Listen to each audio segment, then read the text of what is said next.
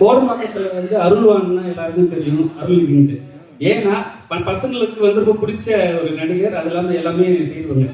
இப்போ இந்த படம் டைட்டிலும் அதே மாதிரி ஒத்தி போகுது. ஆனால் இப்போ அதே படத்தில் அதே நெக்ஸ்ட் ஒரு படம் வந்து டிமாண்டி காலனி 3. ஸோ அப்படியே கான்டெஸ்டாக இருக்காது. எப்படி நீங்கள் வந்து ஹேண்டில் பண்ணீங்க? ஹேண்டில்னா என்னன்னா, அது வந்து ஒரு பேய் படம், இது வந்து ஒரு நல்லது செய்யற ஒரு படம். ஸோ அதுலேருந்து எது எப்படி நீ மாறுபட்டுருக்கீங்க?